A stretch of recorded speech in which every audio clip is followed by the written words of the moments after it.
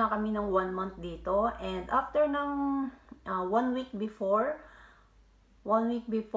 matapos yung 1 month training namin, nagkaroon kami ng evaluation. So kakausapin kami ng aming teacher along with our instructor. Ganun, kung ano yung natutunan namin, kung nagawa ba namin yung mga tamang steps, yung mga ganun. So binibigyan din kami ng grado niyan. Okay, so kailangan mo rin maipasa yun. Okay. So after that, nagkaroon din kami ng CPR training and first aid training. So after that, natapos na namin yung meron pa kami mga, parang I think may nag-undergo pa kami ng exam, pero hindi naman ganun kahirap yun. So after that, nakuha na namin yung certificate namin as practical nursing. And ang kagandahan dun guys, yung certificate namin na yun is pwede namin yun magamit entire Europe, kung saan man namin gustong pumunta na mag-apply as practical nursing. So pwede namin magagamit yun. And hanggang ngayon guys, hindi pa talaga natatapos yung pag-aaral namin. Kasi iba yung duty ng practical nursing or caregivers dito kaysa doon sa assistant nurse. Okay? Kasi yung assistant nurse, isa sa mga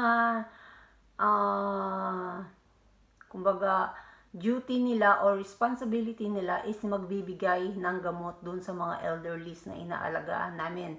So kami as practical nursing, we are not yet allowed magbigay ng mga gamot. So kahit na nurse kami sa Pilipinas or graduate kami ng nurse sa Pilipinas, we are not allowed kasi iba yung standard nila dito. Okay?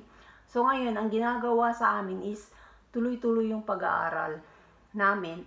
Nag-aaral na kami ngayon ng assistant nurse. So kailangan naming, yan yung mahirap kasi kasama pa rin dyan sa pag-aaral namin yung Finnish language. Okay? So yan daw yung, yun yung mahirap talaga kasi guys, hindi pa naman kami ganun kagaling mag-finish talaga. Pero basic pa lang yung mga natutunan namin at marami pa kaming, kumbaga, sabi nila kakainin bigas bago maging fluent talaga doon sa lingwaheng Finnish. So, ngayon, nag-aaral pa rin kami. Continuous yung pag-aaral namin habang nagtatrabaho kami. Very considerate naman yung trabaho namin kasi alam nila na estudyante kami. At kung ano yung oras namin ng pag-aaral, online lang naman siya, sinasabi namin para yung schedule namin sa work is hindi maging complicated. So yun, kayang-kaya naman i-handle. Kailangan mong tapusin yun para mag-level up naman yung status mo as magiging assistant nurse ka na. So pwede ka nang magbigay ng gamot sa mga residente or yung mga elderly na inaalagaan mo. Ayan, so nasa proseso pa rin talaga kami ng pag-aaral ngayon. Pero libre naman yun. Kaya dapat lang talagang i-take yung opportunity na yun. Ako, I'm so, kontento na kahit na nagtatrabaho ka or nag-aaral kasi marami namang oras. Hindi naman ganun ka, depende naman sa'yo kung gusto mo mag-overtime or not. Kasi usually, yung trabaho mo lang naman talaga every shift is 7 to 8 hours, ganyan. Yan yung pinaka-maximum. Pero pag gusto mo mag-overtime, nasa sa'yo na yun. Pero kung ayaw mo naman, pwede naman. So, no hassle. Habang nagtatrabaho at nag-aaral, at least mag-level up ka. So, matatapos, actually, we are just starting sa pag-aaral namin ngayon. So, siguro matatapos namin yan after 1 year pa. Tapos, and yes, yun, magagamit din namin yung certificate na yun as assistant nurse kung gusto namin lumipat sa ibang Europe country. So, advantage din siya. Yun yung kagandahan dun kasi same lahat ng standard nila. So, ayun guys, I hope na masyado nang mahaba yung video ko. So, I hope na may nakuha kayong learnings dito. And sa mga nag-a-apply, ayan, so, lagi ko namang pinipaste dyan yung mga link ng schools, ng mga choices nyo. Kasi international, dalawang school naman yan. Merong Silk Road, merong HSS or Work in Finland. So, yun yung own school ko. And yet, meron ding isang Silk Road na nag-hire din siya.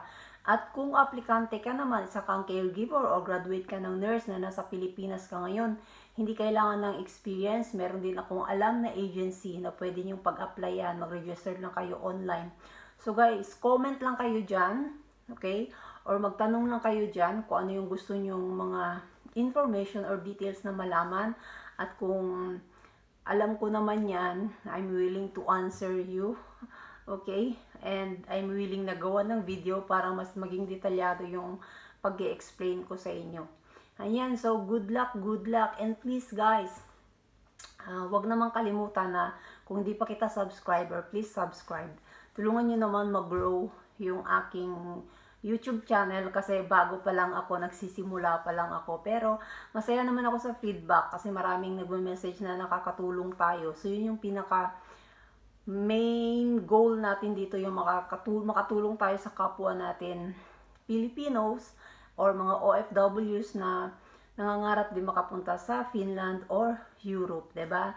So I hope na i-share niyo rin itong mga videos na ito sa inyong mga kakilala para let's spread the word para makatulong naman sa iba.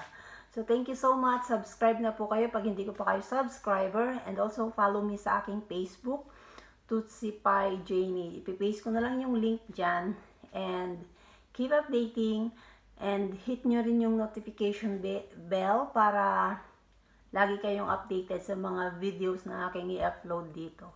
Thank you so much and good luck sa mga nag-a-apply, and God bless you all.